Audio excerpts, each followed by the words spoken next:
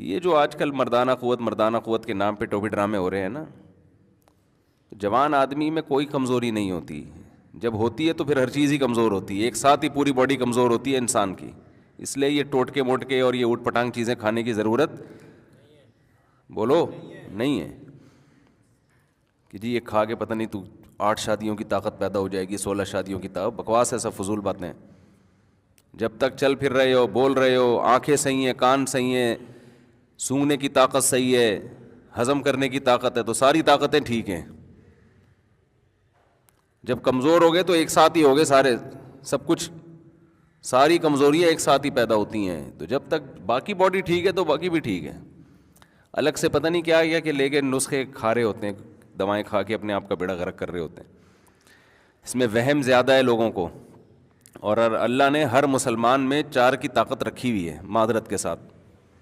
اس کے لیے کوئی بہت زیادہ ایکسٹرا کوئی صحت کی ضرورت نہیں ہے. مرد کو اللہ نے عورت سے زیادہ پاورفل بنایا اس معاملے میں. تو مرد ہی کیا ہے جس میں پاور عورت ہی کے برابر ہو.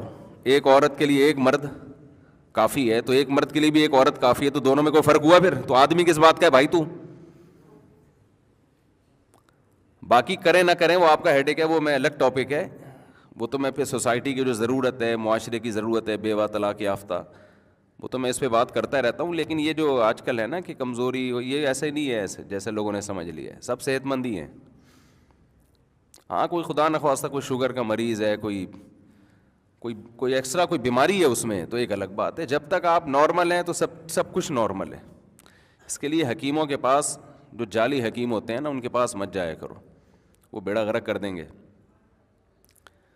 جو پراٹھے ہضم کر رہا ہے نا، روٹی ہضم کر رہا ہے، گوشت ہضم کر رہا ہے، تو اس کا مطلب صحیح ہے، پھر ٹھیک ہے. باقی نفسیاتی مسائل ہوتے ہیں لوگوں کے ساتھ، اس کو وہ، اب ایک آدمی کو غلط کاریوں کی عادت پڑ جائے. لوط علیہ السلام کی قوم کو لڑکوں سے بدفعلی کی عادت پڑ گئی تھی، تو ان کی عورت میں رغبت ختم ہو گئی، بیوی میں رغبت ختم ہو گئی. تو یہ جسمانی بیماری نہیں تھی، یہ روحانی بیماری تھی. اس کا علاج کوئی دوائیں نہیں ہے، اس کا علاج ہے کہ جو گندگی تم نے عادت ڈالی ہے اس عادت کو چھوڑو، تو پھر اللہ حلال میں رغبت پیدا کرے گا. تو جو زانی لوگ ہیں، زنا کرنے والے، بدکاریاں کرنے والے، غیر عورتوں میں دلچسپی لینے والے، ان کی گھریلو لائف بہت خراب ہو جاتی ہے. تو وہ جسمانی بیماری نہیں ہے، وہ مینٹلی ایک ڈسٹرب ہوتے ہیں. وہ ان کو روزانہ کچھ نیا چاہیے، عیاشی ان کی مزاج کا حصہ بن جاتی ہے. جیسے جو روز مرغے کھائے گا تو دال اچھی لگے گی پھر اسے؟